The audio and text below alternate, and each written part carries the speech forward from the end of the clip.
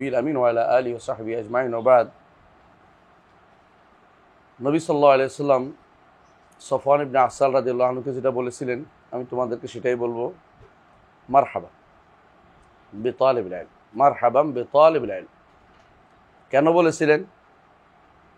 তিনি জিজ্ঞাসা করেছেন মান জা আবিকা, মা জা আবিকা, তোমাকে কে নিয়ে আসছে, কিসে নিয়ে আসছো তোমাকে এখানে? বলছি জিতু আতলুবুল ইলম, আমি আসছি ইলম অর্জন করতে। রাসূলুল্লাহ সাল্লাল্লাহু আলাইহি ওয়াসাল্লাম বলেছিলেন মারহাবাম বিতালিবিল ইলম, তালিবে ইলম যারা তাদের জন্য মারহাবা। মারহাবা মানে প্রশস্ত করে দিয়েছি অন্তরকে। রাহাবা শব্দের অর্থ হলো প্রশস্ত করা। যেমন রাহাবা ইউরাহিবু তারহিবান, রাহাবা শব্দের অর্থ কোনো কিছু প্রশস্ত করে দেয়া, সংকীর্ণকে বড় করে দেয়া। তো মনটাকে খুলে দিলাম তোমাদের জন্য, যদি তোমরা ইলম অর্জন করতে চাও।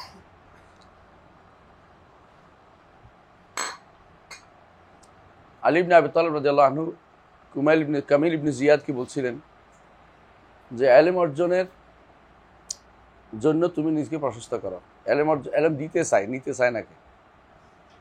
ইলমের সমস্যা হচ্ছে ইলম যদি অর্জন করো তোমার লাভ হবে, কিন্তু ইলম অর্জন করার মধ্যে সমস্যা হচ্ছে কষ্টকর জিনিস। আর ইলমের বিষয়টা আর একটু গভীরে বলি আমি, সেটা হচ্ছে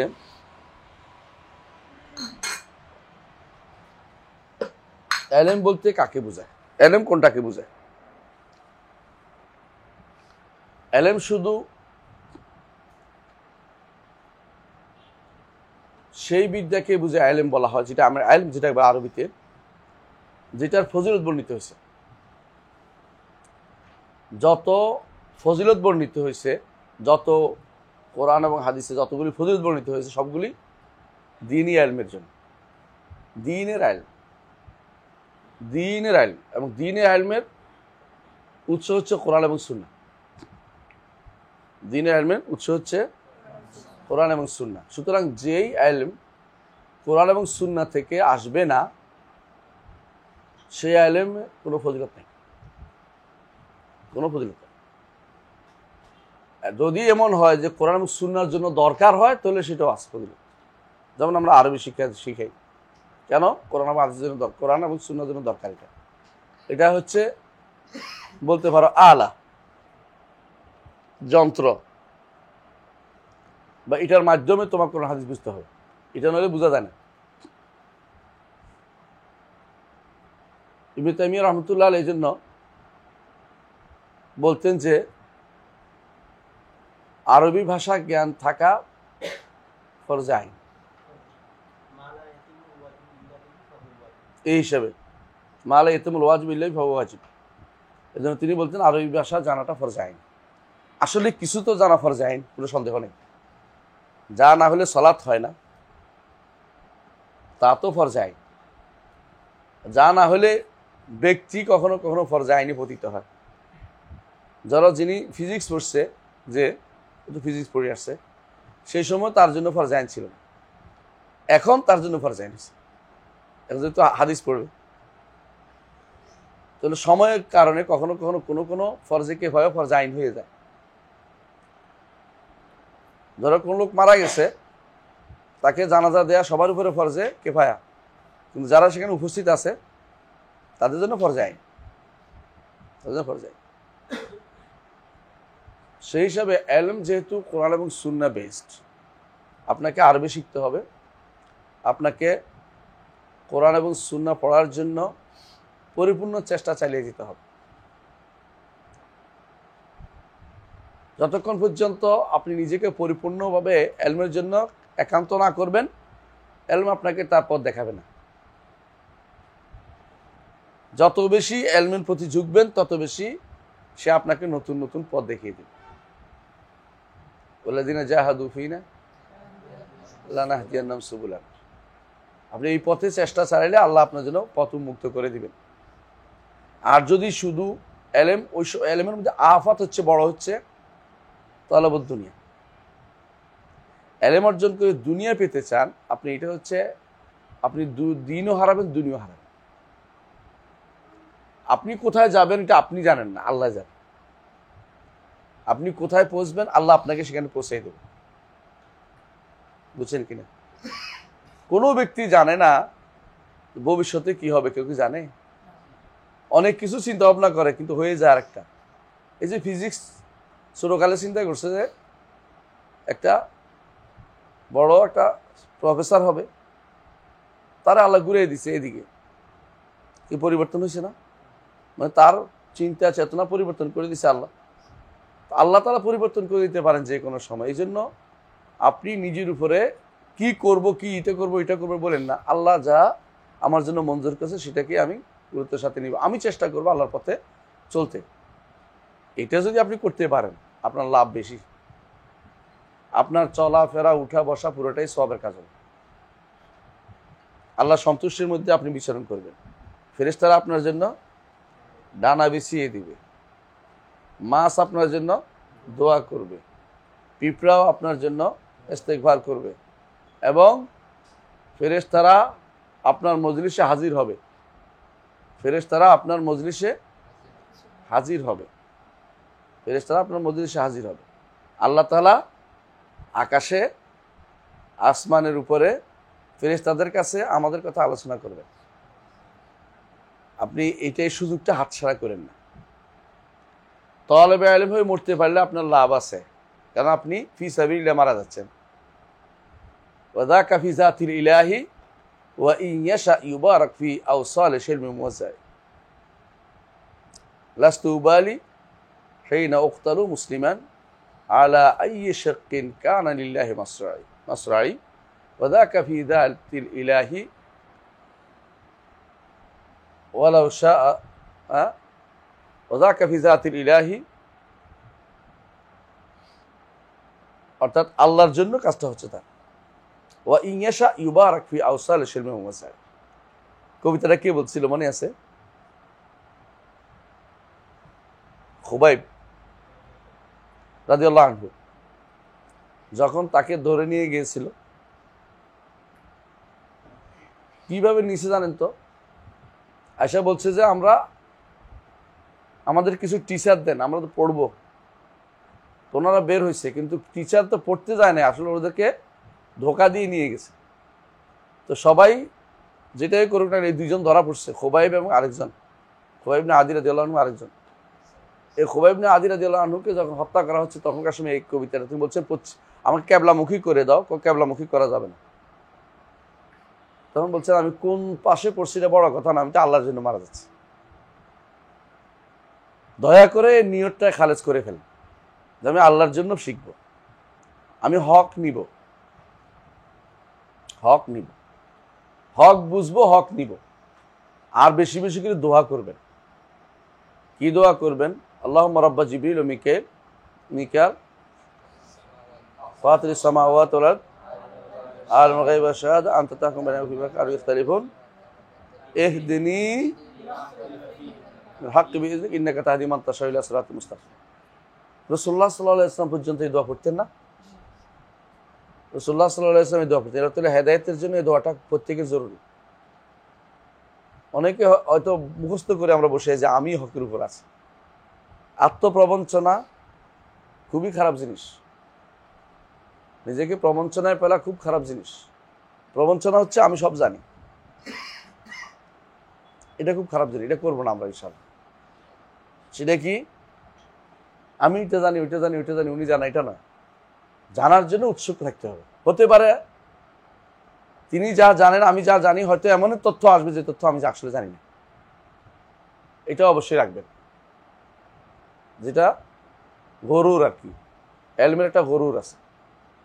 ইমাম শাফি বলেছিলেন যে এলম সালাসতু আসবাব, এলম তিন বিগত। প্রথম বিগতে ঢুকলে অহংকারী হয়ে যায়, দ্বিতীয় বিগতে ঢুকলে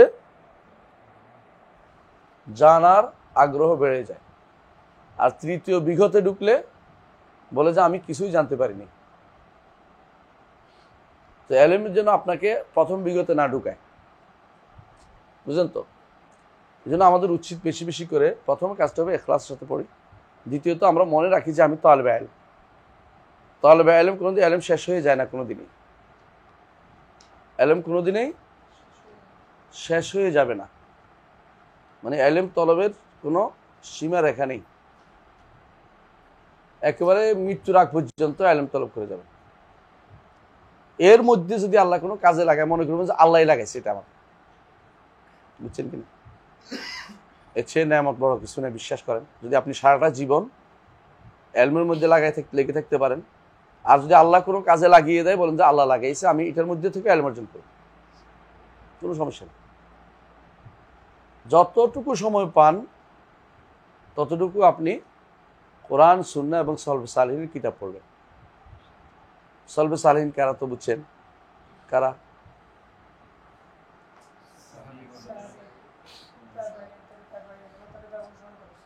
সুন্দর। সাহাবা, তাবেইন, আতবাউ তাবেইন, আইম্মাতুল মাতবুঈন, ফুকাহা, মুহাদ্দিসিন, মুফাসসিরিন, মুহাদ্দিসিন যারা আছে সবাই এর অন্তর্ভুক্ত। শর্ত হচ্ছে যারা সাহাবা একরামের সুন্দর অনুসরণ করছে তারা, নইলে সালাফি হইতে পারে না। সলবে সালিহিন নীতি না থাকলে, সলবে সালিহিন নীতি না থাকলে তারা ভিন্ন মত হয়ে যায়। যেমন তাবেঈদের মধ্যে কি আছিল? খাওয়ারেজ আছিল। তাবেঈদের মধ্যে কি আছিল? আর বাগী আছিল। তাবেঈদের মধ্যে কাদারিয়া ছিল। তাবেঈদের মধ্যে জাবারিয়া ছিল। তাবেঈদের মধ্যে মিথ্যাবাদী আছে। তাবেঈদের মধ্যে কেউ জাহমিয়া ছিল। বুঝে আসছে? তাহলে তাবেঈদের মধ্যে আবার কেউ শিয়া হয়ে গেছিল। বুঝে আসছে? তাহলে শুধু তাবেঈ পর্যন্ত পুরোটা নেওয়া যাবে না, যারা সালাফদের সুন্দর অনুসরণ করে তারা। সাহাবীদের যারা সুন্দর অনুসারী, কিয়ামত পর্যন্ত যারা থাকবে সিলসিলা, হ্যাঁ, তাবেঈদের মধ্যে বিরাট অংশ ছিল সুন্দর অনুসারী। আতবাউ তাবেঈনের মধ্যে আরেকটু কমছে, ইমামদের যুগে আরেকটু কমছে। দিন দিন এদের সংখ্যা কম হবে, যেটা রাসূল বলেছেন, বাদা আল ইসলামু গরীবান ওয়া সায়াউদু কামা বাদা ফাতুবা লিল গুরাবা।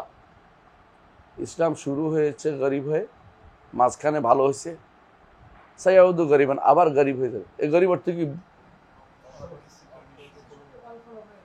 অপরিচিত, মানে মানুষ এটাকে চিনবে না, মানুষ এটাকে ইসলামই মনে করবে না, মানুষ এটাকে কেউ ওয়াহাবি বলবে, কেউ মাদখালি বলবে। সোজা এটা, বাস্তবতা এটাই। মানুষ এটাকে কোনো ইসলাম মনে করবে না। বলে এরা আবার কি করে বসে বসে, এখানে বসে বসে? আমাদের অনেক কাজ, সব বসে বসে এখানে বসে রয়েছে, ঘরের ভিতরে বসে রয়েছে, এটা বলবে ওরা। এরা কোনো কাজ করে না, এরা দ্বারা কিছু হবে না, এটা মনে করবে ওরা। অথচ এটাই গরিব এরা, কারণ এরা বসে বসে কারো কিছু বলে না, এরা বসে বসে কার কথা বলে? কাল আল্লাহু ওয়া কাল রাসূল ওয়া কাল আইম্মা ফুলান ও ফুলান, হাদ্দাসানা ফুলান ও ফুলান, অথবা قال الإمام أبو حنيفة رحمه الله والإمام الشافعي والإمام مالك والإمام أحمد والإمام الزهري والإمام الشعبي। এভাবে তারা সব সময় এমন লোকদের আলোচনা করে যারা ইসলামের পরীক্ষিত ব্যক্তিত্ব। এরা সবচেয়ে বেশি নিবেদিত প্রাণ কাজ করে। নিবেদিত প্রাণ অনেকেই করে এখলাস, কিন্তু শুধু এখলাস তো কাজ হয় না। এখলাসে কি লাগবে? আমলটাও শুদ্ধ হইতে হয়। এখলাস সাথে আমলটাও শুদ্ধ হইতে হয়, কাজটাও শুদ্ধ হইতে হয়। এখলাস বুঝেননি? মন থেকে কোনো কাজ করা। একেবারে নাস্তিকও এখলাস আছে, সে এখলাসটা কিসের জন্য? নাস্তিকবাদের জন্য। বুঝেন নাই? শিয়া যারা, তারাও শিয়াবাদের জন্য মুখলেস। কিন্তু এখলাস যতক্ষণ পর্যন্ত কিসের উপরে প্রতিষ্ঠিত না হবে? আমলে সালের উপরে প্রতিষ্ঠিত না হবে, সে এখলাসের কোনো মূল্য নাই। অর্থাৎ এখলাস করতে হবে আল্লাহর জন্য, কিন্তু এটার সাথে আমলে সালেহটা থাকতে হবে। যে কাজটা যদি এখলাস করতেছে, এটা আল্লাহ রাসূল অনুমোদিত হইতে হবে। বুঝছেন? সুতরাং আপনি যেটাই করেন না কেন, আপনারা এখানে পড়তে আসছেন, আমি আপনাদের কাছে অনুরোধ জানাবো, শুধু পড়া আর পড়া আপনাদের কাছে। যে সময়টা ইউনিভার্সিটির বাইরে আপনি থাকবেন, আসতে যাইতে পড়বেন। কথা বুঝছেন? ইউনিভার্সিটির ভিতরে আপনাদেরকে কি পড়াবে এটা আমি অগ্রিম বলবো না, আপনারা বুঝতে পারবেন ধীরে ধীরে। শুধু পরীক্ষা নিয়ে আপনাদের ব্যস্ত থাকতে হবে সারাদিন। আর আপনাদের স্যাররা আপনাদেরকে সবসময় কেবল বড় বড় হুপ দেখাবে। বিসিএস এর বুঝতে হবে সব, তুমি বিসিএস দিবা। আপনাদের মতো সাহসী ব্যক্তি থাকা দরকার যে আমার বিসিএস দিব না, আমি আলেম হতে চাই, আমার রোজগারের চিন্তা করতে হবে না। বহু মানুষ রোজগারের চিন্তা না করে আল্লাহ রিজিকের ব্যবস্থা করে। মানুষ এবং পিঁপড়া ছাড়া কেউ খাবার জোগাড় করে রাখে না। মানুষ এবং পিঁপড়া, বুঝছেন তো, এই দুইটা ছাড়া কেউ খাবার জোগাড় করে রাখে না। সবাই আজকের খাই আজকে শেষ, কালকে আবার চিন্তা করবে। আমরা আল্লাহর ভরসা খুব বেশি কম, এই জন্য যত বেশি বাড়ি আমরা কি করি, হ্যাঁ, জমানোর চিন্তা করি কি করে না করে।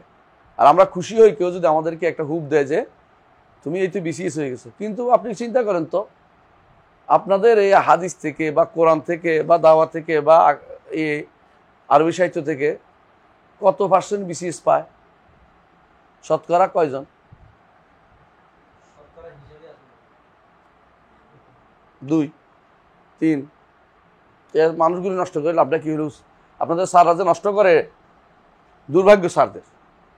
যে সমস্ত স্যার আপনাদেরকে বিসিএস এর হুপ দেখায়, তারা আসলে নিজেরা ইসলাম বুঝে না। কারণ আপনার ইলমটা শারঈ ইলম। রাসূলুল্লাহ সাল্লাল্লাহু আলাইহি ওয়াসাল্লাম বলেছেন, মান তালাবা ইলমান ইউবতাগা বিহি ওয়াজহাল্লাহ, যে ব্যক্তি এমন কোন ইলম অর্জন করবে যেটা দিয়ে আল্লাহর চেহারা উদ্দেশ্য হবে। ওয়াজহ তো চেহারা না, জান্নাতে আল্লাহর চেহারা দেখবেন, উদ্দেশ্যে আপনি ইলম অর্জন করছেন। সন্তুষ্ট অর্থ অস্বীকার করছি না আমি, সন্তুষ্ট অর্থ হয়, কিন্তু উদ্দেশ্য চেহারা দেখবেন না জান্নাতে, না দেখতে চান না কেউ? তো দেখতে চাইলে অর্থ বাদ দিচ্ছেন কেন? এটা ইউবতাগা বিহি ওয়াজহাল্লাহ, যা যদি আল্লাহর চেহারা দেখার উদ্দেশ্য হয়, হ্যাঁ, লাম ইয়াতলুবু ইল্লা দুনিয়া, দুনিয়ার জন্য কেউ যদি কোনো সেটা অর্জন করে, লাম ইয়াজা আরাফাল জান্নাহ, জান্নাতের সুগন্ধিও পাবে না, সুগন্ধ পাবে না। জান্নাত যাওয়ার দূর কথা, সুগন্ধ পাবে না। তারা বলছে জান্নাতের সুগন্ধ কত দূর থেকে পাওয়া যাবে? মাসিরাতো 40 সানা, 40 বছরের দূরত্ব জায়গা থেকে জান্নাতের সুগন্ধি পাওয়া যাবে।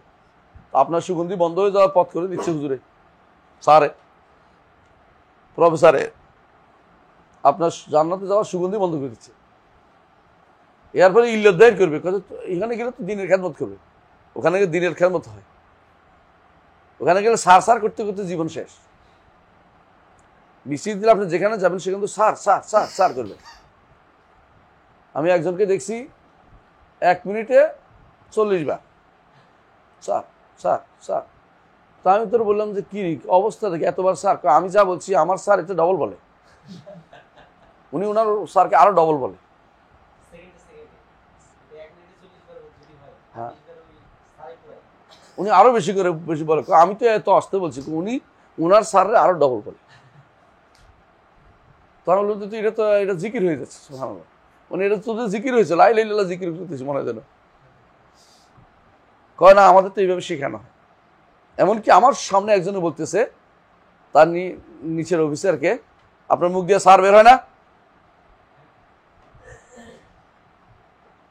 আমরা তো ইউনিভার্সিটির ছাত্র, আমাদের কারোর কোনো স্যার বলে অভ্যাস নেই। আমরা মোহতারাম বলে সারাই দিই, বুঝে না গেছে। কিন্তু ও যে কিভাবে বলতেছিল গাড়ির মধ্যে, আমি অনুবাদ ইন্টারপ্রেটার ছিলাম, সে তার এই স্যার আছে সাথে, তো ঘটনা বলেই যাচ্ছে কিন্তু মুখ দিয়ে স্যার বেরোয় না, ঘটনা বলে যাচ্ছে। ঘটনার মাঝে কিন্তু তার স্যার বলা যায় না, কিন্তু তার এটা লাগছে খুব। সে বলতেছে আপনার মুখ দিয়ে স্যার বের হয় না। আমি তো কিরে, এর ভিতরে খেয়াল করছে, গল্প বললেও স্যার বলতে হবে মাঝখানে স্যার, এরপরে স্যার, মানে এরপরে স্যার লাগাইতে হবে এরপরে মাঝখান দিয়ে। এগুলো এক ধরনের দাসত্ব তৈরি করে গেছে আমাদের জন্য ব্রিটিশরা দাস বানাই গেছে, কতগুলো দাস শ্রেণী বানাই গেছে। এই 3 শ্রেণী দাস, একটা হচ্ছে সচিবগুলি, বুঝে আসছে, আরেকটা হলো সেনাবাহিনীর লোকগুলো, উপরদের নিচেরা সব দাসত্ব, বুঝছেন। আর হলো সামন্তবাদীরা, তাদের অধীনস্থদের। আলহামদুলিল্লাহ বাংলাদেশ সামন্তবাদ নাই, বেঁচে গেছে। অন্য দেশে এরা তো দাসত্বই করে বেশিরভাগ, সারাদিন কাজ করে, বিকেলে শুধু খাবারটা নিয়ে যায়। এই দাসত্ববাদ যতদিন পর্যন্ত এই দেশ থেকে না যাবে মানুষের ভিতরে কোনো উপকার কিছু পাবেন না। আপনার জন্য এই জন্য সবচেয়ে সুন্দর জায়গা হচ্ছে এলম। এলম কোনোদিনই আপনাকে ছেড়ে যাবে না, আপনি যদি এলমকে ধরে রাখতে পারেন। আপনার সম্মান খুঁজতে হবে না, এলম আপনার সম্মান বাড়াই দেবে নিজে নিজে, বিশ্বাস করেন। কারো কাছে এলম সম্মান খুঁজতে যাবেন, আপনি অপমানিত হবেন। আপনি এলম দিয়ে সম্মান নেন, কোনোদিন এলম কোনোদিন যাবে না, কোনোদিন যাবে না। এই এলেমের সৌন্দর্য থাকবেই। ইমাম বুখারী রহমতুল্লাহ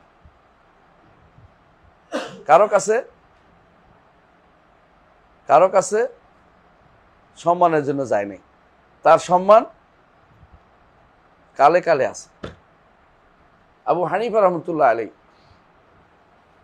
সম্মান দিতে চেয়েছে খলিফা, নেয় নাই, তার সম্মান কালে কালেই থাকবে। ইমাম মালিক রহমতুল্লাহ আলাইহি সম্মান দিতে চাইছে, খলিফারা নেয় নাই, বলছে না, মানুষ তো বিভিন্ন জায়গায় গেছে, আমারটারে বাধ্য করে, মানে কি করছিল খলিফা, বলছিল যে আপনার বইটাকে মানুষকে পড়তে বাধ্য করে দেবো। না না, মানুষ আমাদের বাধ্য করেন না। আর আমরা হলে খুশিও করতাম যে বিশাল ব্যাপার, শুরু করে দেন, আমি আসি, দোলতাল বা আমি পিছনে আছি। উনি বুঝছে যে এটা দিয়ে আমার সে কবজা করতে চায়, তো কবজা করার সুযোগ দিব না আমি। তো বলে দিয়েছেন কি, না আমার কিতাব ছাড়াও বহুত ইলমে হাদিসের বহু কিতাব লেখা হয়ে গেছে, আমার এটাকে কাবাতে লটকানোর দরকার নেই। সম্মান আল্লাহর কাছে হয়েছে, যেগুলি আল্লাহ ছাড়া অন্য কারোর জন্য হয়েছে এগুলি থাকে নাই, শুধু ওনার মতটাই রয়েছে, আর মতটা একটাও নেই। মতটা অনেকেই লিখছে, যখন ইমাম মালিক মুয়াত্তা লিখছে, অনেকেই মুয়াত্তা লিখছে, কি জন্য, যে ওইটার মতো করে। কিন্তু মুয়াত্তা বলতে এখন একটাই বুঝি, এটা কোনটা, মালিকের মুয়াত্তা, কারণ তিনি আল্লাহর জন্য লিখছেন এবং তিনি বলেও দিচ্ছেন যেটা আল্লাহর জন্য এটা থাকবে, ওইটাই হয়েছে। মালিকের এটার অনেক কফি হয়েছে, মালিকের অনেক ছাত্র এটা বিভিন্ন নামে হয়েছে, কিন্তু মুয়াত্তা মালিকেরটাই হয়েছে, আর কোনো মুয়াত্তা এখন নাই। কারণ যেটা ইখলাসের সাথে আপনি করতে পারেন, আল্লাহ অবশ্যই আপনি মূল্যায়ন করবে। মরে গেলেও আল্লাহ মূল্যায়ন হবে, আল্লাহ ইনশাল্লাহ অবশ্যই মূল্যায়ন করবে। আর মূল্যায়ন দুনিয়াতে না হোক, আল্লাহর কাছে মূল্যায়ন হবে। দুনিয়াতে মূল্যায়ন চাওয়াটাও একটা দোষের জিনিস, মূল্যায়ন চাওয়ার দরকার নেই। মূল্যায়ন চাইলে সমস্যা কি, মূল্যায়ন না করলে আপনার মনে কষ্ট আসতে পারে। আর মূল্যায়ন যদি না চান তাহলে সুবিধা আছে, আমি আগেও চাই নাই, কষ্ট হবার দরকার নেই, আমার ব্যথা নাই, বুঝলেন। কারো বাড়িতে বেড়াইতে গেছেন, মুরগি জবের আশা বসে আছিল, মুরগি জবে করে নাই। আরবরা হলো ছাগল জবে করে নাই, আরবরা ছাগল জবে না করলে মেহমানদারি করা হয় না। এবং আমার কাছে একজনের মুরগি নিয়ে এসে খুব কায় মানবিক পড়ে রয়েছে, কি জন্য, ছাগল খুঁজে পাইনি। তো আমি তো ছাগল কেন, আমি তো মোরগ খাই, তো এটা খুশি হয়ে গেছে, আমি খাই, মুরগি খাই, বুঝছেন তো। আমি যদি ছাগলে আশা বসে দেখতাম তো মনে কষ্ট আসতো, ছাগল জবে করলো না বেটা আমাদের, বুঝলেন না। কারো কাছে আশা না করে একমাত্র আল্লাহর কাছে আশা করেন, দেখুন অনেক ভালো কিছু পাবেন জীবনে, বলে দেখলাম। এটা পরীক্ষিত সত্য, যে ব্যক্তি মানুষের কাছে আশা করে থাকে সে ব্যক্তি আর আশা পূর্ণ হয় না কোনদিন। আল্লাহর কাছে আশা করবেন, আল্লাহর কাছে ইখলাসের সাথে কাজ করবেন, ইনশাআল্লাহ কাজে লাগবে। আমরা আপনারা যেখানে ভর্তি হয়েছেন আমার এখানে, আমি সবাইকে আবারও স্বাগত জানাচ্ছি। আলহামদুলিল্লাহ, আমরা আকীদা পড়ব, ফিকহ পড়ব, উসুল পড়ব। সবচেয়ে বেশি এমফেসাইজ দিব কিসের উপরে, আকীদার উপরে। ফিকহ পড়বো আমরা, যারা দ্বিতীয় আয়াতে পড়বেন ইনশাআল্লাহ তারা ফিকহ পড়বেন। এখন ওরা পড়তেছে, তাই না, ফিকহ পড়তেছে ওনারা, ফিকহ ও উসুল পড়তেছে। আমি চেষ্টা করবো সময় পাইলে পড়াইতে, তো আমি এখন সময় পাইতেছি না, কিছুদিন হলো। 2 দিন এখানে পড়াবো আমার ইচ্ছা আছে ইনশাআল্লাহ। মঙ্গলবার না, সোমবার মঙ্গলবার, বুধবার তো রাতে থাকি না, সোমবার মঙ্গলবার যদি পড়াই, অথবা যদি আগে আসি পরে যাই, এটাও করতে পারি। দেখি আমি পরিবর্তন, ওখানে আবার আছে, এই আমাদের রুটিন আছে, তো রুটিন অনুসারে পদ্ধতি 2 দিন থাকার চেষ্টা করবো, কারণ দরকার, আপনাদের বেশি দরকার, যেহেতু আকীদার বিভাগ। ওখানে শুধু তো আকীদা পড়াই, এমনি আমভাবে পড়াই, আর এখানে তো আকীদা স্পেশালি বিশেষভাবে পড়াতে হবে। তো আমরা ইমাম আবু হানিফা রাহমাতুল্লাহ আলাইহি কিতাবটা দিয়ে শুরু করতে চাই। ইমাম আবু হানিফা রাহমাতুল্লাহ আলাইহি কিতাব দিয়ে শুরু করার কারণটা কি, 2টা কারণ। 1 নম্বর হচ্ছে, আবু হানিফা রাহমাতুল্লাহ আলাইহির উপরে একটা জুলুম হয়েছে। এই জুলুমটা 2 কারণে হয়েছে। কারণটা বুঝে নেন। আপনারা যারা সালাফি আছেন তাদেরও জানা দরকার। আবু হানিফা রাহমাতুল্লাহ আলাইহি মাজলুম মিন ক্বাবালে আতবাইহি ওয়া মিন ক্বাবালে আনসারি, দুদিক থেকে মাজলুম। তার অনুসারীরা যেমন তার উপর জুলুম করছে, তার তার বিপরীত পক্ষে যারা আছে তারাও তার উপর জুলুম করছে। দুদিক থেকে তিনি মাজলুম। অনুসারীরা তারে জাহমি বানিয়ে ফেলছে, আর অনুসারীরা আর তার বিরোধীরা যারা তার বিপক্ষ আছে, বিপক্ষ কিছু তো থাকেই সবসময়, তারা তাকে অনুসারী দিয়ে বিচার করে তাকে তারাও তাকে জাহামি বানিয়ে ফেলছে। কথা কি বুঝতে পারছি? আপনি দেখবেন এটা একেবারে বাস্তব কথা। এটা এই জন্য দেখবেন সুন্নার কিতাবগুলোতে, যেমন আসুন্নাল আব্দুল্লাহ ইবনে আহমদ, অনুরূপভাবে খতিব আল বাগদাদি তার তারিখে বাগদাদের মধ্যে, অনুরূপভাবে ইবনে আবি শাইবা রাহিমাহুল্লাহ তার রাদ্দ আলা আবি হানিফা কিতাবের মধ্যে, এরকম আরো অনেকেই তার বিরুদ্ধে ভালো বই লিখছে, কম লেখে নাই, অনেক বই লিখছে তার বিরুদ্ধে, লিখছে সরাসরি। কিন্তু আসলে এগুলি সবগুলি তার বিরুদ্ধে লেখা অর্থ হচ্ছে তার অনুসারীদের বিরুদ্ধে। কারণ হচ্ছে তিনি এগুলি অনেকগুলি বলেন নাই, তার অনুসারীরা করতো বলে ধরা হয়েছে যে এগুলি তারই বক্তব্য। কিন্তু বাস্তবতা হচ্ছে তিনি এগুলি অনেকগুলি থেকে মুক্ত, যেটা আমরা পড়ে বুঝবো ইনশাল্লাহ। তার অনুসারীরা তার উপর জুলুম করেছে অন্যদিক থেকে, কিরকম? তার বক্তব্যকে বিকৃত করেছে এবং তার বক্তব্যকেও তাদের মত মানিয়ে নিছে। কারণ আবু হানিফা রাহমাতুল্লাহ অনুসারীরা দুর্ভাগ্যবশত তারা বেশিরভাগই ছিল মুতাজিলা, তারা বেশিরভাগই মুতাজিলা ছিল। আশ্চর্য হচ্ছেন না তো? মুতাজিলা ছিল। জামাখশারীর নাম শুনছেন? জামাখশারী হানাফি ছিল না, মুতাজিলা ছিল। কারখির নাম শুনছেন? কারখি, উসুলে কারখি, বিখ্যাত উসুল লেখক কারখি, তিনি মুতাজিলা ছিলেন, কিন্তু মাযহাবের দিক থেকে হানাফি মাযহাব মানতেন। ইবনে আবি দুয়াদের নাম শুনছেন? শুনেন নাই? ইমাম আহমদকে যিনি যে প্রধান বিচারপতি পিটাইছে, ওর নাম আহমদ ইবনে আবি দুয়াদ। মাযহাবের দিক থেকে হানাফি ছিল, আর আকীদার দিক থেকে মুতাজিলা। তখনকার দিনে প্রত্যেকটি বিচারপতি মুতাজিলা ছিল, মাযহাব কি ছিল? হানাফি ছিল। তো ওনাদের প্রতিতে একটা দৃষ্টিভঙ্গি আসবে, এটা ভুল না। কথা বুঝেন কিনা? এখন আপনি যদি কোনো গত আমলের লোকদের কথা চিন্তা করেন, আপনি কি বলবেন? কি সবটি খারাপ ছিল, তাই না? স্বাভাবিক জিনিস। খারাপ লোকদের সাথে যে থাকে তারা খারাপই বলতে হয়, তার মুরব্বী যে আছে সেও এটার পথে ধরা হয় স্বাভাবিকভাবে। আবু হানিফা রাহমাতুল্লাহ আলাইহি আমি যতটুকু দেখেছি, বেচারা আল্লাহ তাআলা তাকে ইলম দিয়েছেন, ফজল দিয়েছেন, কিন্তু তাকে বেশি বাড়াবাড়ি করা যেমন খারাপ, তার নিয়ে তাকে বেশি নিচে ডাবাই ফেলাটাও খারাপ। অনেক আলেমী মুহাদ্দিস বলে পরিচিত ছিলেন না। ইমাম শাফি রহমতুল্লাহ আলাইহি তার থেকে বুখারী কোনো হাদিস এনেছে? আনে নাই। ওইটা কেউ আলোচনা করে না। আলোচনা করে এটা যে আবু হানিফা থেকে বুখারী একটা হাদিসও আনে নাই।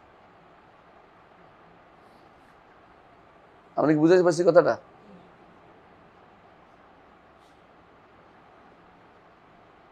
আপনি কি বুঝছেন কথাটা? তাহলে আপনি বুঝতে পারছেন শাফিঈ থেকেও আনে না, এটা কিছু দোষ না। দোষ হয়েছে কি? আবু হানিফা থেকে আনে নাই। আর ওনারা এই ফিল্ডের লোক না, ওনারা ফিকের ফিল্ডে কাজ করছে। আল্লাহ তাআলা এক একজনকে এক এক জায়গায় যোগ্যতা দিচ্ছে। ইমাম আহমদ ইবনে হাম্বল তিনি সবচেয়ে বেশি কাজ করছেন হাদিসের জায়গাতে। 40,000 মাসলা উত্তর দিয়েছেন হাদিস দিয়ে শুধু।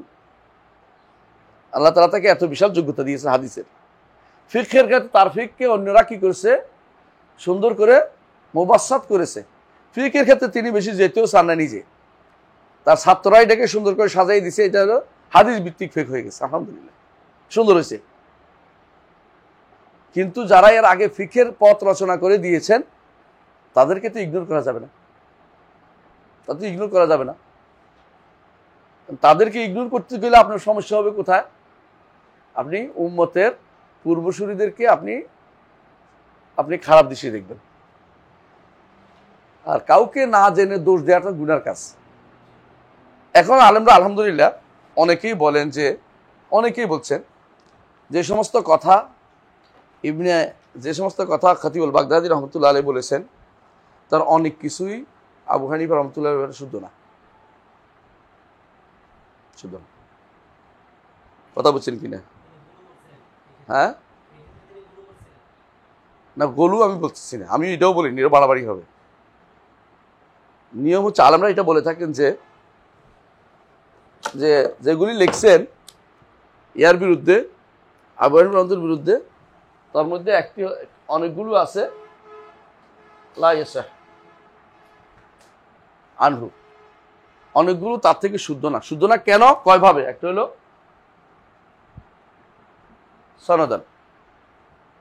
সনদ দিক থেকে শুদ্ধ না, আরেকটা হলো ওয়াকিআন, ওই ঘটনা তখন শুরু হয়নি, ওনারা যে দিন দোষ দিচ্ছে ওই ঘটনা তখন ওনার মৃত্যু পর্যন্ত এটা আসে না, এই ঘটনা তখন শুরু হয়নি। আমি কি বুঝাইতে পারছি? কেউ যদি এখন বলে যে ইবনে তাইমিয়া তো ওয়াহাবিয়া ছিলেন, তো মানুষ হাস্যকর হবে না? বুঝেন না কথাটা? ইবনে তাইমিয়া অষ্টম শতাব্দী চলে গেছে, আর শেখ হোসেন মহাজন আব্দুল ওয়াহাব গেছে 12 শতাব্দী, তাই না? তো আপনি উল্টা পাল্টা করলে তো হইব না। তো অনেক ঘটনা এরকম আছে যেগুলো দোষ দেওয়া হয় যে আবু হানিফা এটা ছিলেন, আবু হানিফা রহমতুল্লাহ আলাইহির সময় ঘটনা ঘটেই না, এটা আরো পরে ঘটছে ঘটনাগুলো। ধরছে কেন? তার ছাত্ররা এগুলি করেছে, ধরে নিয়েছে, এটা ছাত্র উস্তাদের কাছ থেকে শুনছে, ছাত্রগুলি, বুঝছেন কথাটা? তো এই জন্য কারকি যেমন ঠিক, আরেকজন আছে ঈসা ইবনে আবান, তিনিও মুতাজিলা ফেরকার লোক ছিলেন, ইনিও ওনার ঈসা ইবনে আবান থেকে দুনিয়া বর্ণিত হয়েছে, কারকি থেকে বর্ণিত হয়েছে। জাসসাস তিনিও মুতাজিলাদের প্রভাবিত ছিলেন, অনেক মাসলা অস্বীকার করেছেন জাসসাসে। তো এখন যেহেতু হানাফি মাযহাবের ইমামদের বক্তব্যের মধ্যে এই জাতীয় জিনিস পাওয়া যায়, তো এটা উপর পর্যন্ত চলে গেছে, ইমাম পর্যন্ত চলে গেছে, এটা একটা দোষ দেওয়া যাবে না। তারা মনে করছে এটা এইভাবে আসছে, আর তাদের মধ্যে বর্ণনাকারী যারা শুদ্ধ বর্ণনা করেন নাই, বুঝে আসছে কথাটা? আর কিছু আছে বাস্তবে ঘটনা ঘটে নাই, আর কিছু আছে সাহানু শুদ্ধ আছে। তো শুদ্ধ হয় হইলে কি, যেগুলি তার থেকে শুদ্ধ আছে এগুলি দেখা যায় ফিকার মাসলা, এগুলি বেশিরভাগ ফিকার মাসলা। যেমন ইনি এটা বলছে, আবু হানিফা এটা বলছে, হাদিসে এটা আছে, আর যেই মাসলা তিনি বলেছে ওই মাসলা একটা ফিকার মাসলা। এটার মধ্যে তার কি ওজর থাকতে পারে? এক নম্বর, ইবনে তাইমিয়া রহমতুল্লাহ আলাইহি বলেছেন ওজর হলো যে লাম ইয়াবলুগহু, তার কাছে হাদিসটা পৌঁছেনি, এই জন্য তিনটা বলেছেন। 2 নম্বর হইল বালাগা ওয়ালাকিন বিরওয়ায়াতিন দাঈফা, তার কাছে পৌঁছে তবে দুর্বল সনদে পৌঁছে, তিনটা নেয় নাই। 3 নম্বর, তার কাছে পৌঁছে তিনি মনে করেছেন এটার অর্থ এটা নয়, এটার অর্থ এটা নয়, আপনি যেটা বলছেন এই উদ্দেশ্য না, এটা তিনি মনে করে বসছেন। 4 নম্বর, তার কাছে পৌঁছে তিনি মনে করেছেন এর চেয়ে শক্তিশালী হাদিস আমার কাছে আছে। 4 নম্বর, ইবনে তাইমিয়া রহমতুল্লাহ এই জন্য কেন এইকে সাহা হওয়ার পরেও নেন নাই, এর উপর একটা বই লিখছে, নামটা কি? রাফউল মালাম আনিল আইম্মাতিল আ'লাম, রাফউল মালাম আনিল আইম্মাতিল আ'লাম, বইয়ের নাম হচ্ছে এটা।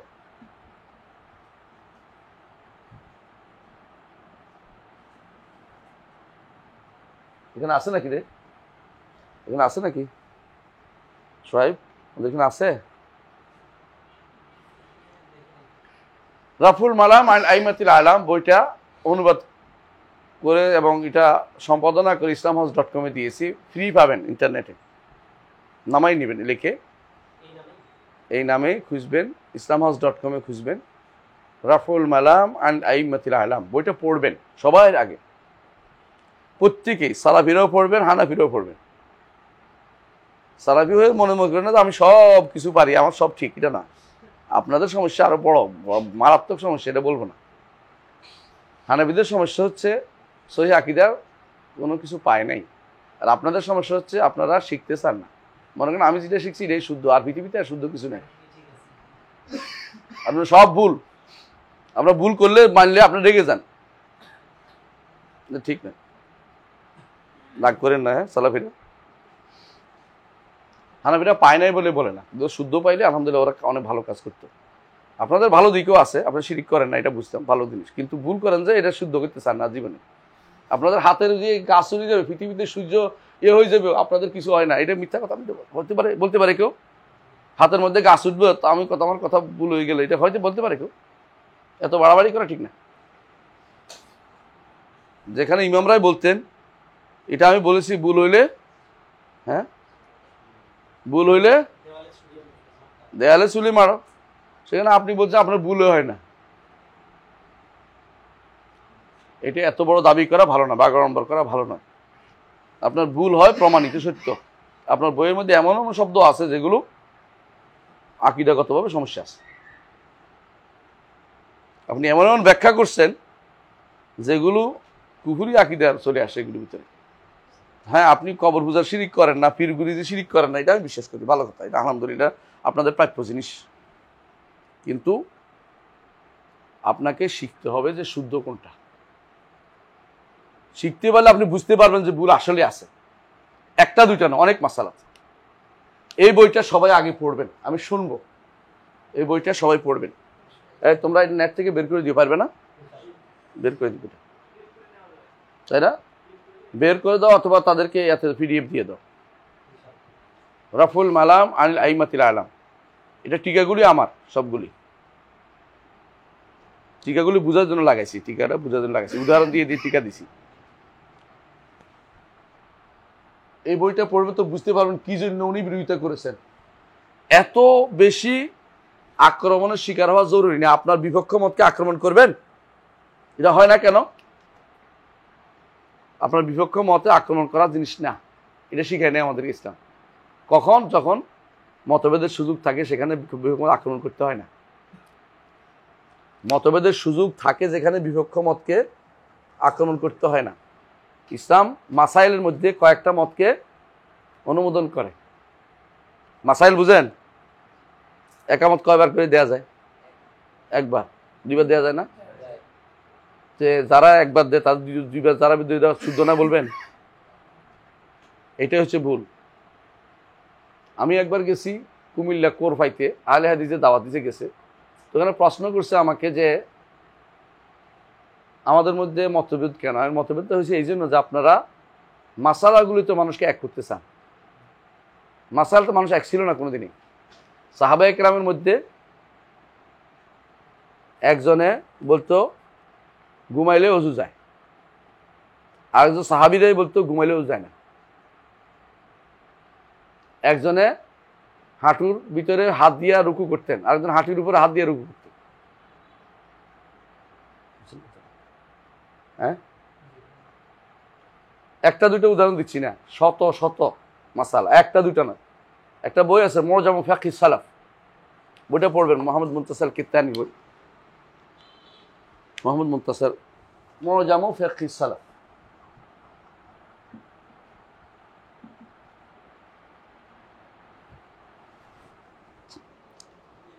কোন কোন মাসালাতে আবু বকর এক মতের, ওমর আরেক মতের, ওসমান আরেক মতের।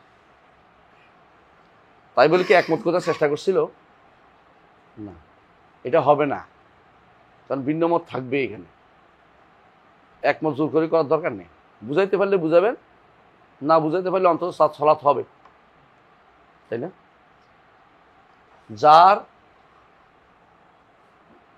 যাদের নিকট অজুর ফরজ 4টা, যাদের নিকট অজুর ফরজ 7টা, আর যাদের নিকট অজুর ফরজ 9টা, যাদের নিকট 11টা। আপনি কি মনে করেন না এগুলি সবগুলি মত?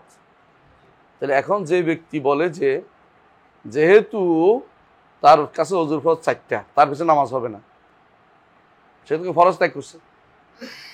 আমার কাছে 2টা ফরজ, কি বলেন আপনার কাছে? এটা কি ঠিক আছে কথাটা? ঠিক আছে? ঠিক আছে কথাটা? ঠিক নাই? আসলে ঠিক নেই এটা কথাটা, মানে এটা হইতে পারে না। তার কাছে 4টা, এটারও কারণ আছে। আপনার কাছে 6টা, এটারও কারণ আছে। আমার কাছে 7টা, এটারও কারণ আছে। আরেকজনের কাছে 8টা 9টা, এটারও কারণ আছে। আরেকজনের কাছে 11টা, এটারও কারণ আছে। আপনি তারা বুঝাইবেন এই জায়গাতে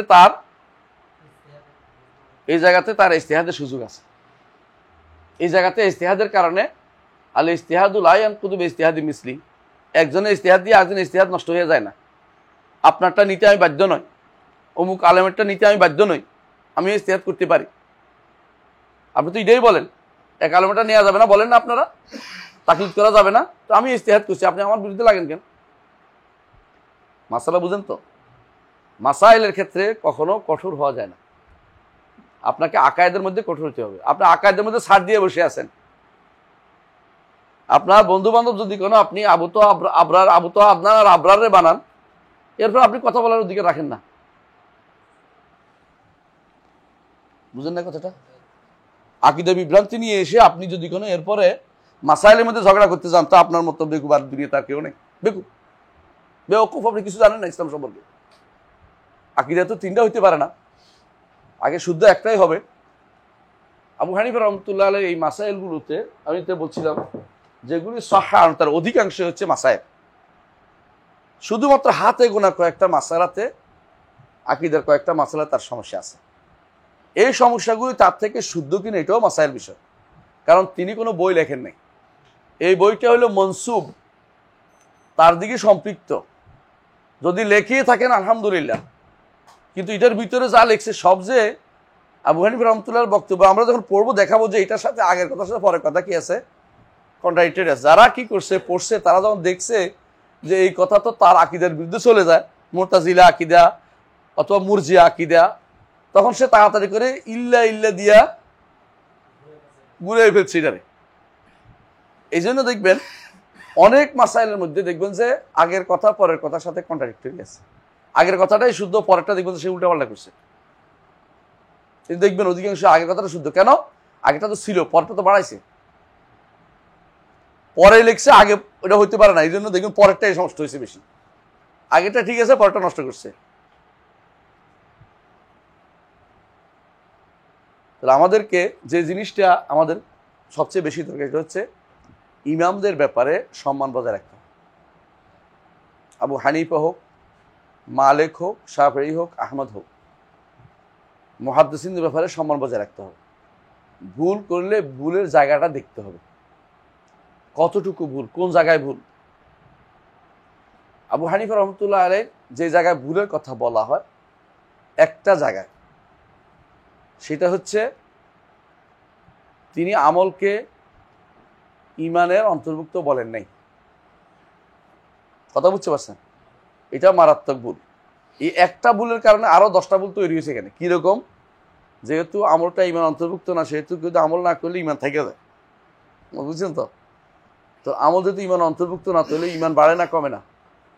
আমল যেহেতু ইমানের অন্তর্ভুক্ত না, সেহেতু ইমানের মধ্যে ইনশাআল্লাহ বলা যায় না। কথা বুঝছেন তো? ভুলগুলি সব একটা জায়গা থেকে হয়েছে। কোনটা? এটা আমল কি ইমানের অন্তর্ভুক্ত কিনা, একটা থেকে তৈরি হয়েছে। কিন্তু তাই বলে তাকে পরবর্তী আশারি মাতুরিদের দলে ঢুকাবেন, এটা কিন্তু ঠিক না। কারণ আশারি মাতুরিদের নিকট আমল নয়, শুধু মুখের কথাটাও ইমান অন্তর্ভুক্ত না। তাদের নিকট ইমান হচ্ছে শুধু বিশ্বাসের না। এটা ইমাম আবু হানিফা রাহমাতুল্লাহ বলেন নাই, এটা তার দিকে মিথ্যাচার করা হয়েছে। ইমাম আবু হানিফা রাহমাতুল্লাহ আলাইহি তার বক্তব্য ছিল এটা যে ইমান, তাসদিক ওয়া কাউল। কাউল তো একটা আমল। তো তিনি যেটা বলতে চাচ্ছেন, সব আমল চলে গেলে ইমান থেকে যায়, এটা তার বক্তব্য ছিল। এই জন্য তারা মুরজিয়াতুল ফুকাহা বলে। কিন্তু আমলকে তিনি শর্ত বলছেন, রোকন বলেন না। আমরা রোকন বলি। এই পার্থক্য এখানেই। এবং এই পার্থক্যটা স্বাভাবিক পার্থক্য না, আসলে এটার মধ্যে একটা বড় ধরনের ক্ষতি আছে। তো ভুল হতেই পারে, কেউ তো মাসুম না, নবী সাল্লাল্লাহু আলাইহি ওয়াসাল্লাম ছাড়া। সাহাবায়ে কেরাম ভুল করেন নাই, গুনাহও করেন নাই। সাহাবায়ে কেরাম ভুল করেন নাই, করছে। তা আপনি আবু হানিফা রাহমাতুল্লাহ আলাইহি ভুল ঊর্ধ্বে মনে করার দরকারটা কি? বুঝেন না কথাটা? আপনি যার অনুসরণ করেন তিনি কোনদিন ভুল করেন না, তিনিও ভুল করেন। তো আপনি এই জন্য বলতেছি, আবু হানিফা রহমতুল্লাহ আলাইহির বইটা এই জন্য পড়বো আমরা, কি জন্য কেন পড়বো? কারণ আমরা দেখবো মুতাকাদ্দিমিনদের মধ্যে যদি ধরা হয়, যদি আকিদার গ্রন্থ যদি শুদ্ধ হয় বইটা, প্রথম আকিদার বই লিখছে আবু হানিফা রহমতুল্লাহ। কারণ উনি মারা গেছে 150। 150-এর আগে কোনোদিন কোনো আকিদার কিতাব লেখা হয়নি। এটা প্রথম কিতাব, যদিও এটা সনদের কিতাব না। মুহাদ্দিসিনরা মুসনাদ কিতাব লেখে। মুসনাদ কিতাব বুঝেন তো, সনদ সহকে হাদাসানি ফুলান ফুলান ফুলান কলা ফুলান। কিন্তু উনি এটা মুজাক্কারার মতো যদি করে থাকেন তাহলে এটা অসুবিধা কি? কিতাব তো দুই রকমের হয়, একটা হলো মতন, একটা হলো সনদ, তাই না? শুধু মুতুনটা লিখছেন, আপনি সনদটা দেখবেন। দুই রকমের কিতাবে লেখার নিয়ম আছে। আকিদার ক্ষেত্রেও দুই রকম লেখে, দুই রকম কিতাবে লেখা যায়, এখনো দুই রকম কিতাব আছে। তাহলে আমি যদি কোনো বলি যে এই কিতাবটা আবু হানিফা রহমতুল্লাহ শুদ্ধ, যদি বলি, তাহলে তিনি হবেন এই ফিল্ডের পাইওনিয়ার। আর ফিকহের ক্ষেত্রে ইমাম শাফিঈ কি বলছেন?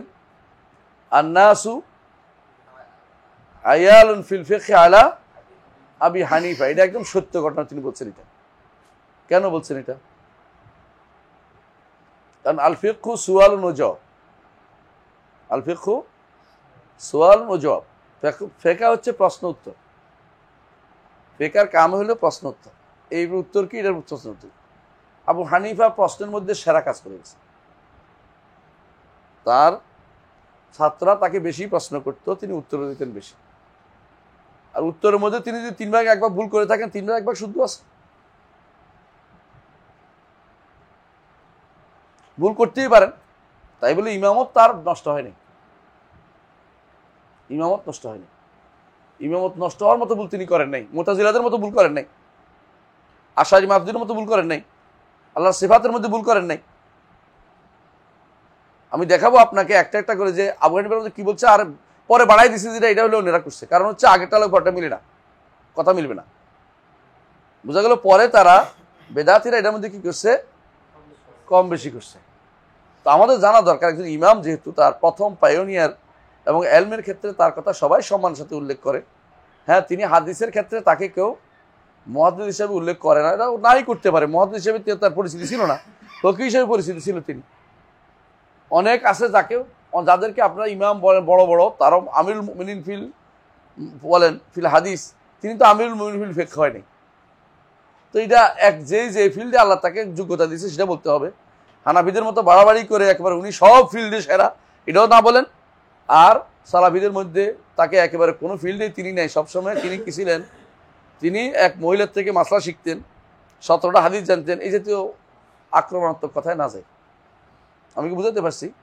আল্লাহ ইনসাফ পছন্দ করে, এই জন্য আগেই বইটা পড়বো। তিনি কি বলছেন শুনি। আমি কারো পক্ষে আমরা কি করবো না, তাআসসুব করবো না। ভুল ভুল বলবো, যিনি করেন। হ্যাঁ, ইমাম আবু হানিফা রহমতুল্লাহ বললেও ভুল, কেমন? তার ওস্তাদে বললে হাম্মাদ ইবনে আবি সুলাইমান বললেও ভুল, তার দাদা ওস্তাদ ইব্রাহিম আন-নাখাই বললেও ভুল। তাদের ওস্তাদ তার ওস্তাদ দুইজন কে? আসওয়াদ ও আলকামা, দুইজন বললেও ভুল, ঠিক না? এমন কি ইবনে মাসউদ রাদিয়াল্লাহু আনহু বললেও ভুল হইতে পারে, ভুল বললে ভুল। কিন্তু আলহামদুলিল্লাহ একটা গুরুত্বপূর্ণ জিনিস আপনারা জেনে রাখবেন, সাহাবায়ে কেরাম মাসাইলের মধ্যে ভুল করলেও আকীদার মধ্যে তাদের কোনো ভুল ধরা পড়েনি। সাহাবায়ে কেরাম মাসাইলের মধ্যে ভুল না মানে মতভেদ করেছেন, কিন্তু এটাও ভুল হইতে পারে। আকীদার মাসলাকে তাদের কোনো মতভেদ ছিল না। এটা আপনি পড়বেন এই বইতে, ফাতাওয়াল হামাবিয়াল কুবরার মধ্যে ইবনে তাইমিয়া রাহমাতুল্লাহ আলাইহি বলেছেন সাহাবায়ে কেরাম বহু মাসাইলে ইখতিলাফ করেছে। একই কথা উনি বলছেন, আমি যেটা বলছি আজকে সারাদিন। তারা কিন্তু আকীদার মাসলার মধ্যে মতভেদ করে না। কোনো কোনো মাসালা আমাদের কাছে বুঝে আসে না বলেই আমরা মনে করি তারা মতভেদ করেছে, আর আকীদার মধ্যে তারা মতভেদ করে না। কোনটা তারা ব্যাপকতা নিয়ে করেছে, যে এটা ব্যাপক কিনা, কেউ বলছে না ব্যাপক না, এটা আম, এটা খাস, এটা হলো মাসাইলের মধ্যে চলে গেছে আবার। কিন্তু মৌলিক আকীদার মধ্যে তাদের কোনো মতভেদ কোথাও ছিল না, কোনো মতভেদ খুঁজে পাবেন না। মৌলিক আকীদার মধ্যে তাদের কোনো মতভেদ ছিল না। আকীদার মতভেদপূর্ণ মাসালা নাই এটা আমি বলছি না, মানে সাহাবায়ে কেরাম এটার মধ্যে মতভেদ করেন নাই। যেমন একটা মতভেদের কথা বলা হয়, সেটা কি? রাসূলুল্লাহ সাল্লাল্লাহু আলাইহি ওয়াসাল্লাম তিনি সশরীরে মেরাজ করেছেন না রূহের মাধ্যমে মেরাজ করেছেন, তাই না? এই মতভেদ আমরা বানাইছি, এই মতভেদ সাহাবায়ে কেরাম ছিল না। কারণ হচ্ছে রসুলের মেরাজ সশরীরও হয়েছে, স্বপ্নিক মেরাজও হয়েছে। তো যেই সাহাবী উল্লেখ করেছেন যে রসুল স্বপ্নে দেখছেন, এটার অর্থ এই নয় যে জাসাদি মেরাজকে অস্বীকার করেছেন। আর যেই সাহাবী বলছেন যে তিনি শরীর নিয়ে মেরাজে গেছেন, এছাড়া উদ্দেশ্য এটা নয় যে তিনি স্বপ্নিক মেরাজকে অস্বীকার করেছেন। আমি দুইটাকে একতলাফ জানতে জানতে আমার কাছে সব একতলাফ মনে হয়। সমস্যাটা এখান তৈরি হয়েছে, বুঝছেন তো? সাহাবায়ে কেরাম এই জাতীয় কোনো মতভেদে ছিলেন না। কোনো আয়াতের অর্থ দুইটা দুই রকম বুঝছেন, এটাও হতে পারে। ফারতাকিব ইয়াওমা তা'তিস সামাউ বিদুখানিম মুবিন, সূরা দুখানের আয়াত। ফারতাকিব, অপেক্ষা করুন যেদিন আসমান ধোঁয়া নিয়ে আসবে। এক অর্থ হচ্ছে কিয়ামতের আগে ধোঁয়া আসবে, একটা ধোঁয়া, যে ধোঁয়া কি করবে, কাফেরকে ভালোভাবে আচ্ছন্ন করবে, আর ঈমানদারকে শুধুমাত্র সর্দির মতো তাকে পেয়ে বসবে। এটা হচ্ছে ইবনে আব্বাসের তাফসীর। আব্দুল্লাহ ইবনে মাসউদ বলে যে না, যে জানে এটা বলতে হবে, এটা ঘটনা, এটা একটা ঘটনা সম্পর্কে বলা হয়েছে। ঘটনাটা কি? ঘটনাটা হচ্ছে এটা যে রাসূলুল্লাহ সাল্লাল্লাহু আলাইহি ওয়াসাল্লাম বদদোয়া করেছেন কুরাইশদেরকে। কুরাইশরা যে অভাবে তাড়না, যেদিকে তাকায় এদিকে শুধু ধোঁয়া দেখে। এটা কি একটা বিরোধী? না, দুটোই হইতে পারে। হ্যাঁ, তিনি একটা তাফসীর বলছেন, তিনি আরেকটা তাফসীর বলছেন। এটা একটা বিরোধী না, বিরোধী না। বিরোধ কারা দেখে জানেন? বিরোধ দেখে যাদের অন্তরে বক্রতা আছে, তারা শুধু বিরোধ দেখে। সুতরাং আমি যেটা বলতে চাচ্ছি, আমরা এই কিতাবটা ইনশাআল্লাহ পড়বো। আগেও পড়েছি, ওরাও পড়েছে কয়েকবার, আলহামদুলিল্লাহ। কিন্তু আমরা আবার পড়বো, কিন্তু অল্প সময় নিয়ে ইনশাআল্লাহ, বেশি ব্যাখ্যা করবো না। শুধু তার বক্তব্যগুলি শোনার চেষ্টা করবো, তিনি বুঝাতে চেয়েছেন কি। এবং কোথাও যদি কোনো আমরা দেখি যে এটা তার বক্তব্য হওয়ার মতো না, সেটাও আমরা ইনশাআল্লাহ আপনাদেরকে বলে দেবো ইনশাআল্লাহ। যেমন ধর আর জওহার নিয়ে আলোচনাটা এখানে পাবেন। আপনি শিওর থাকেন যে এটা আবু হানিফা রাহমাতুল্লাহর সময় আসেনি, বুঝছেন তো? যদি ফালসাফি কোনো কথা যদি থাকে, বুঝবেন তো আবু হানিফা রাহমাতুল্লাহ শুরু হয় না। এটা শুরু হয়েছে 150-এর পরে। মামুন যখন আসছে, খলিফা মামুন যখন ক্ষমতায় আসছে, তখন এই ফিতনাটা শুরু হয়েছে। কারণ তিনি এগুলো অনুবাদ করছেন, বিভিন্ন দর্শন ডেকে আনছেন, বিভিন্ন কালাম শাস্ত্রের মান্তিক ডেকে আনছেন, নিয়ে আনছেন, অনুবাদ করাইছেন। তখন এগুলি যাত্রা শুরু হয়েছে, বুঝে আসছে। এর আগ পর্যন্ত এত বাড়াবাড়ি ছিল না। হয়তো কেউ জানতো, কেউ বলতো যে এটা শিখিও না, সাবধান, এটা শিখলে বিপদে পড়বা। আলেমরা সবসময় তাদেরকে ঘৃণা করে গেছে। তো এরকম অনেক শব্দ আছে যেগুলো পরবর্তীতে এখানে অনেক সময় দেখবেন যে এখানে আসছে, এগুলো আসলে শুদ্ধ হতে পারে না। তারপরেও আমরা এটা পড়বো কেন? আমরা বুঝবো যে ইমাম আবু হানিফা কি আকীদা ছিলেন, বর্তমান হানাফিরা কি আকীদা আছে, এটা আমাদের জানা দরকার। এই কারণগুলি বিশ্লেষণ করে আমরা বুঝতে পারবেন যে ইনশাআল্লাহ আকীদার মাসালাতে কারা বিরোধী, আসলে প্রকৃত, সেটা আমাদের জানা দরকার। 4 ইমাম আকীদার মধ্যে মৌলিকভাবে কোনো বিরোধ ছিল না। আকীদার মধ্যে ইমামদের মত একটাই ছিল। কোনো মাসালাতে নির্ধারিত কয়েকটা মাসালা শুধুমাত্র আবু হানিফা রাহমাতুল্লাহ আলাইহি এটা বলা হয়। এমন কৌল কোথাও কেউ ইমাম আহমদ থেকেও বর্ণনা করে, কিন্তু এগুলো শুদ্ধ না। আবু হানিফা রাহমাতুল্লাহ আলাইহি বর্ণনা করলে শুদ্ধ না, এটাও আমরা বলতে পারি যে এগুলো তাহলে শুদ্ধ নাও হইতে পারে। আর যদি শুদ্ধ হয় তাহলে এটা তিনি ভুল করছেন, ভুল তিনি করতেও পারেন, সমস্যা নেই। কিছু মাসালায় ভুল হলে অর্থ তার ইমামত সাকাত হয়ে গেছে, এটা নয়। তো এরকম যদি হয় তাহলে পৃথিবীতে কোনো আলেম থাকবে না। ইমাম যাহাবী এই জন্য লিখছেন, ওয়ালাউ আন্না কুল্লা মান আখতা খাতান আও যাল্লা যাল্লাতান তারাকনাহুমা বাকিয়া লানা মিন উলামাল ইসলাম আহাদ। যদি প্রত্যেক পদস্খলনকে আমরা পদস্খলিত আলেমকে ছেড়ে দেই, যদি ভুলকারীকে আমরা ছেড়ে দেই, মুসলিম আলেমদের মধ্যে একজনও অবশিষ্ট থাকবে না। সবাইকে কোনো না কোনোভাবে আক্রমণ করা যাবে, কথা বুঝছেন? সুতরাং আলহামদুলিল্লাহ আমরা এটা পড়বো। আজকে আর পড়বো না ইনশাল্লাহ, আগামী ক্লাস থেকে আমরা শুরু করব।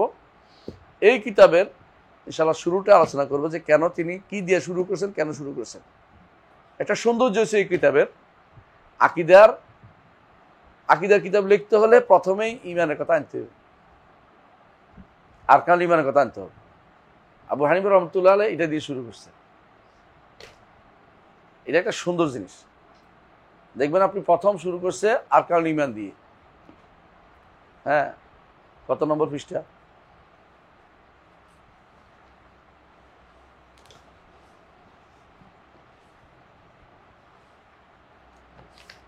দেখুন, ধরেন 93 পৃষ্ঠা থেকে শুরু হয়েছে। 93 পৃষ্ঠা থেকে শুরু হয়েছে। দেখবেন প্রথম শুরু করেছে আমানতু বিল্লাহি ওয়া মালাইকাতিহি ওয়া কুতুবিহি ওয়া রুসুলিহি ওয়াল ইয়াউমিল আখির ওয়াল বা'সি বা'দাল মাউত ওয়াল ইয়াউমিল আখির ওয়াল বা'সি বা'দাল মাউত ওয়াল কদরি খাইরিহি ওয়া শাররিহি।